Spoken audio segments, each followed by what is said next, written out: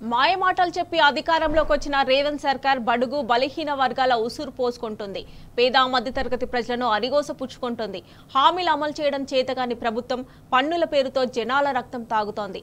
జయశంకర్ భూపాలపల్లి జిల్లా కేంద్రంలో మున్సిపల్ అధికారుల ఓవర్ యాక్షన్ రేవంత్ సర్కార్ తీరును కళ్లకు కడుతోంది. ఇంటి పన్ను కట్టలేదనే సాకుతో ఇంటి దర్వాజాలు లాక్కెళ్లిన వైనంపై సర్వత్రా విమర్శలు వెల్లువెత్తుతున్నాయి.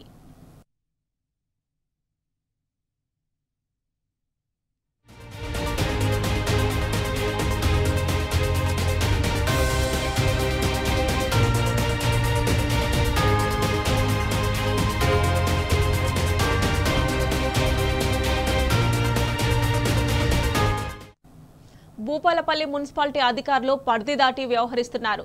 ఇంటి పన్ను కట్టలేని స్థితిలో ఉన్నవారిని మానసికంగా వేధిస్తున్నారు. పట్టపగలే ఇళ్ల దర్వాజాలు లాక్కెళ్తున్నారు. సెగ్గంపల్లికి చెందిన పలువురు దళితుల ఇళ్లపై మున్సిపల్ సిబ్బంది మూకుమ్మడి దాడి చేశారు. గోగునల్లా సమ్మయ్య, జిమ్మడ వెంకటేష్, గజ్జా నరేష్ ఇంట్లోని సామాన్లన్నీ చిందరవందర చేసి తలుపులు ఊడపీకారు. పన్ను కట్టాలంటూ కొన్నాళ్ల నుంచి మున్సిపల్ కమిషనర్ శ్రీనివాస్ టార్చర్ చేస్తున్నారని బాధితులు ఆరోపించారు. ఆయన ఆదేశాల మేరకు మున్సిపల్ సిబ్బంది తాము లేని సమయంలో వచ్చి రచ్చరచ్చ చేశారని ఆవేదన వ్యక్తం చేస్తున్నారు. పరిధి దాటి వ్యవహరించిన కమిషనర్ శ్రీనివాస్ పై ప్రభుత్వం చర్యలు తీసుకోవాలని బాధితులంతా డిమాండ్ చేస్తున్నారు.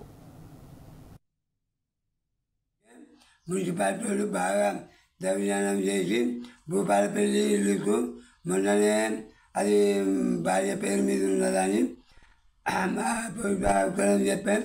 మొన్ననే 42,000 కప్పిన మళ్ళీ ఇవాళనే వచ్చి ఈడ 40,000 ఉన్నది నువ్వేమాయే అనుకుంటా దర్శనం చేస్తే మా కోడలోకి పనికి పోయింది, కడవ నా భార్యకి అయిపోయింది.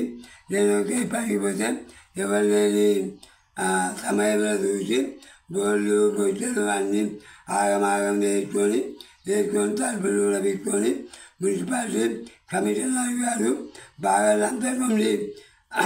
లంతగొండి ఈ చైర్మన్ దీపాలు రాజకీయ నాయకులు ఎవరు చెప్తలేరు అని మా ఇంటిల మీద దాడి చేసి నా బోళ్ళు బొట్టెలు నా తలుపులు కూడా పెట్టుకొని పోయిండు.